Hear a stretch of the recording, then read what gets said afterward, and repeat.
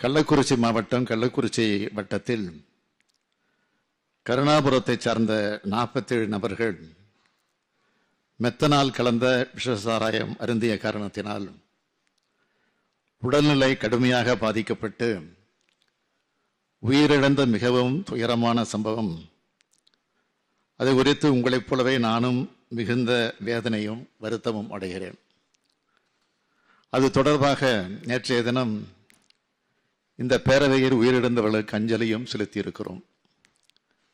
இறந்து போன உயிர்களுக்கு எனது ஆழ்ந்த இரங்கலை நான் தெரிவித்துக் கொள்கிறேன். உறவினர்களை இழந்து வாடும் குடும்பத்தினருக்கு எனது ஆறுதலையும் தெரிவித்துக் கொள்கிறேன்.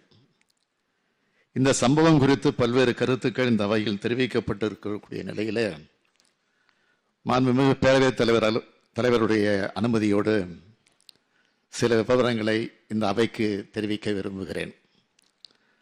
கள்ளக்குறிச்சி மாவட்டத்தில் நேற்று முன்தினம் நடைபெற்ற கருணாபுரம் சம்பவத்தை பொறுத்தமட்டில் காவல்துறை மற்றும் வருவாய்த்துறையினர் மேற்கொண்ட முதற்கட்ட விசாரணையில் மெத்தனால் கலந்த சாராயத்தை அருந்தியதால் பலர் உடல்நிலை பாதிக்கப்பட்டுள்ளனர் என்ற தகவல் கிடைத்தது. உடனடியாக பாதிக்கப்பட்ட அனைவருக்கும் தேவையான அவசர மருத்துவ உதவிகளை செய்திட அறிவுறுத்தினேன். மருத்துவ பணிகளை விரைவுபடுத்திட கூடுதலாக 57 அரசு மருத்துவர்கள் விழுப்புரம், சேலம், திருச்சி, திருவண்ணாமலை, செங்கல்பட்டு ஆகிய மாவட்டங்களிலிருந்து கள்ளக்குறிச்சி மருத்துவமனைக்கு அனுப்பி வைக்கப்பட்டனர். போதுமான செவிலியர்கள் மற்றும் தொழில்நுட்ப பணியாளர்களும் அங்கு அனுப்பி வைக்கப்பட்டனர். கள்ளக்குறிச்சி அரசு மருத்துவமனையில் ஏற்கனவே உள்ள 161 மருத்துவர்களோடு இவர்களும் அங்கு இணைந்து பணியாற்றி வருகிறார்கள். அரசு மருத்துவமனைகளில் இதுபோன்ற நிகழ்வுகளில் சிகிச்சைக்கு பயன்படுத்தக்கூடிய உயிர்காக்கும் மருந்துகள் அனைத்தும் போதுமான அளவில் இருப்பில் வைக்கப்பட்டுள்ளன. தேவைப்படும் இடங்களில் பாதிக்கப்பட்டவரின் உயிர்களை காத்திடும் பொருட்டு அவை விலை சந்தையில் வாங்கியும் பயன்படுத்தப்பட்டு வருகிறது என்பதை தெரிவித்துக் கொள்கிறேன். இந்த மருத்துவ பணிகளை ஒருங்கிணைத்திட தமிழ்நாடு சுகாதார திட்ட இயக்குனர் அவர்களும் மருத்துவ கல்வி இயக்குனர் அவர்களும் முன்பே அங்கு அனுப்பி வைக்கப்பட்டிருக்கிறார்கள். இந்த சம்பவத்தில் பாதிக்கப்பட்ட 164 நபர்களில் 117 நபர்கள் உள்நோயாளிகளாக சிகிச்சை பெற்று வருகின்றனர். 47 நபர்கள் சிகிச்சை பலனின்றி உயிரிழந்திருக்கிறார்கள். தற்போது 66 நபர்கள் கள்ளக்குறிச்சி அரசு மருத்துவக் கல்லூரி மருத்துவமனையிலும் 32 நபர்கள் சேலம் அரசு மருத்துவக் கல்லூரி மருத்துவமனையிலும் 2 நபர்கள் விழுப்புரம் அரசு மருத்துவக் கல்லூரி மருத்துவமனையிலும் 16 நபர்கள் புதுச்சேரி ஜிப்மர் மருத்துவமனையிலும் சிகிச்சை பெற்று வருகிறார்கள். இந்த சம்பவம் தொடர்பாக கோவிந்தராஜ் என்கிற கண்ணுக்குட்டி என்பவர் காவல்துறையினரால் உடனடியாக கைது செய்யப்பட்டிருக்கிறார். அவரிடமிருந்து 200 லிட்டர் மெத்தனால் சாராயம் கைப்பற்றப்பட்டுள்ளது. மேலும் இந்த சம்பவத்தை தொடர்புடைய தாமோதரன், மதன், விஜயா, கணவன் பெயர் கோவிந்தராஜ் ஆகிய 3 நபர்களும் கைது செய்யப்பட்டிருக்கிறார்கள். புதுச்சேரியிலிருந்து மெத்தனால் கொண்டு வரப்பட்டுள்ளதும் கண்டுபிடிக்கப்பட்டுள்ளது. இவர்களோடு தொடர்புடையவர்கள் யாராக இருந்தாலும் அவர்களையும் பிடித்து சட்டத்தின் முன் நிறுத்துவோம் என்பதை இந்த பேரவைக்கு நான் தெரிவித்துக் கொள்கிறேன். இந்த சம்பவம் பற்றிய தகவல் எனக்கு தெரிந்தவுடன் கள்ளக்குறிச்சி மாவட்டத்தின் பொறுப்பு அமைச்சரான மாண்புமிகு திரு ஏவா வேலு மற்றும் மருத்துவம் மற்றும் மக்கள் நல்வாழ்வுத்துறை அமைச்சர் திரு மா சுப்பிரமணியம் ஆகியோரை உடனடியாக கள்ளக்குறிச்சி மருத்துவ கல்லூரி மருத்துவமனைக்கு சென்று சிகிச்சை பெற்று வரும் நபர்களுக்கு தேவையான அனைத்து உதவிகளையும் செய்வதற்கு உத்தரவிட்டேன்.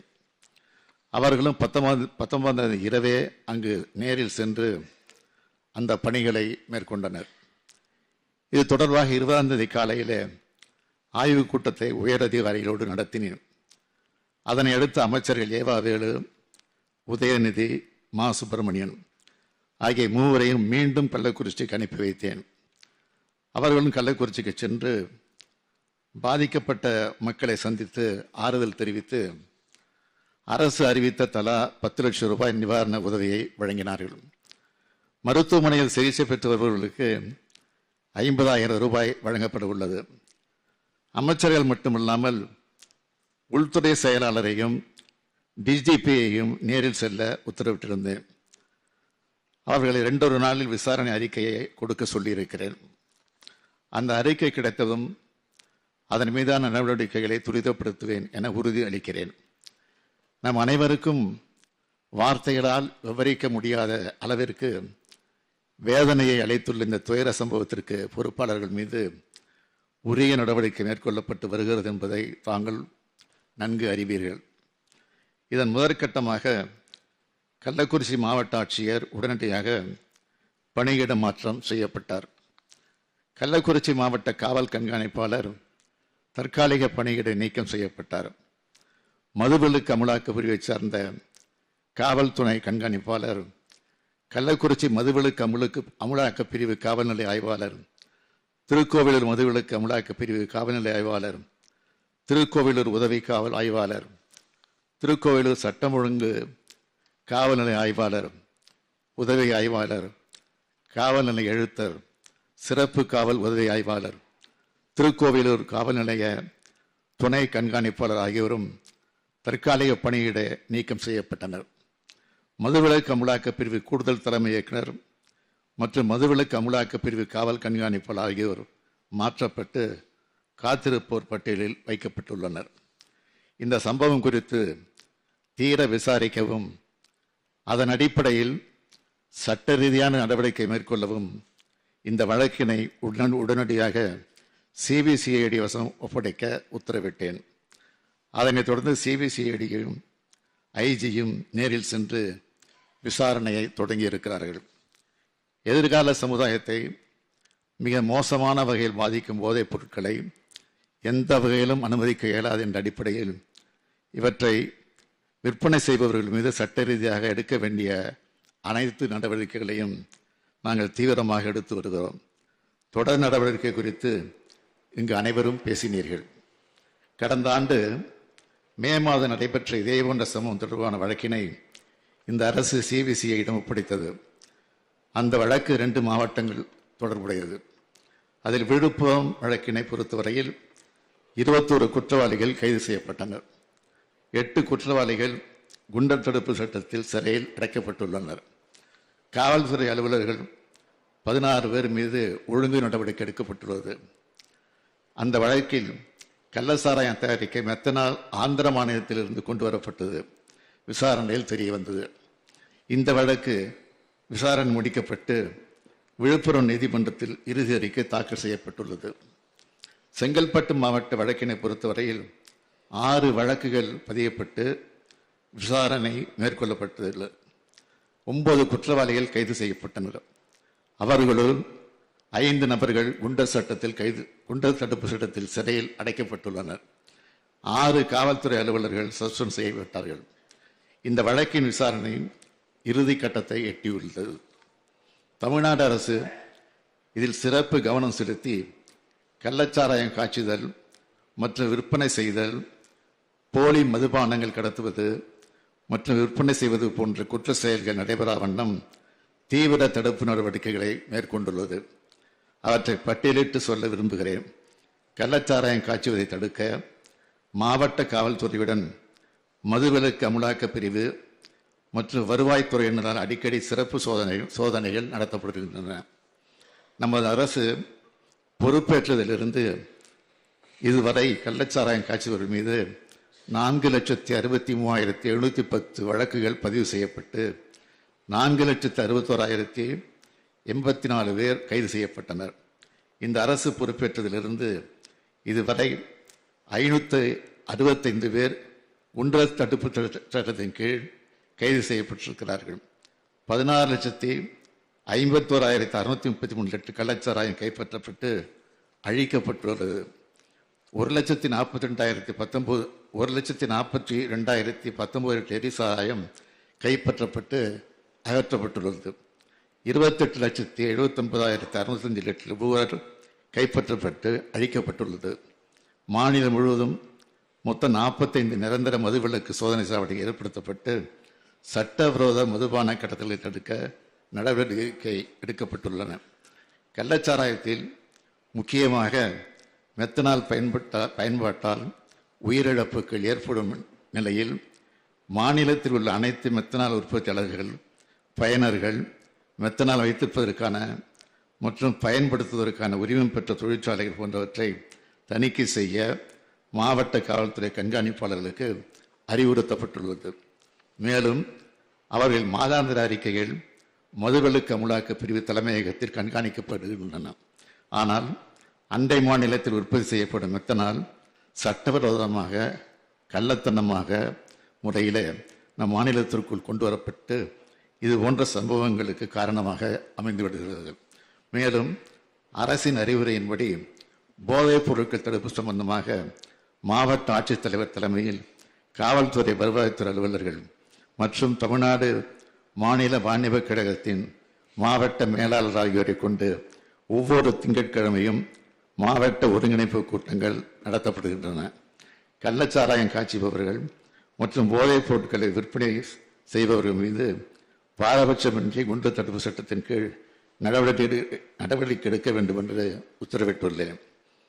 சம்பவம் நடைபெற்ற கள்ளக்குறிச்சியை பொறுத்தமட்டில் இந்த அரசு பொறுப்பேற்றதிலிருந்து 14,606 வழக்குகள் பதிவு செய்யப்பட்டு 10,154 குற்றவாளிகள் கைது செய்யப்பட்டுள்ளனர்.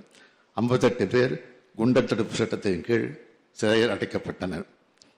இப்படி இந்த அரசானது கள்ளச்சாராயத்துக்கு அறவே ஒழிப்பதற்கு மிக கடுமையான நடவடிக்கை எடுத்து வரும் நிலையில் இதுபோன்ற சில விரும்பத்தகாத நிகழ்வு ஏற்படுவது மிகவும் வேதனைக்குரியது.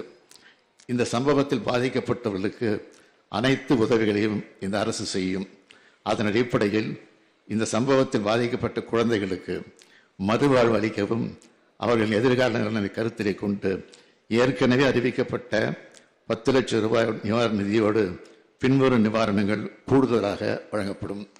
பெற்றோர் இருவரையோ அல்லது ஒருவரையோ இழந்து வாடும் குழந்தைகளின் பட்டப்படிப்பு வரையிலான கல்வி கட்டணம் மற்றும் விடுதி கட்டணம் உள்ளிட்ட அனைத்து செலவினங்களையும் தமிழ்நாடு அரசு ஏற்றுக்கொள்ளும்.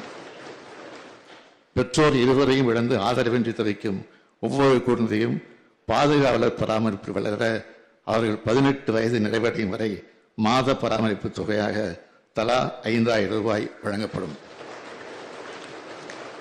பெற்றோர் இருவரையும் இழந்த குழந்தைகளுக்கு உடனடி நிவாரண தொகையாக அவர்களின் பெயரில் தலா 5 லட்சம் ரூபாய் முதலமைச்சரின் பொது நிவாரணத்திலிருந்து நிலையான வைப்பு தொகையில் வைக்கப்படும்.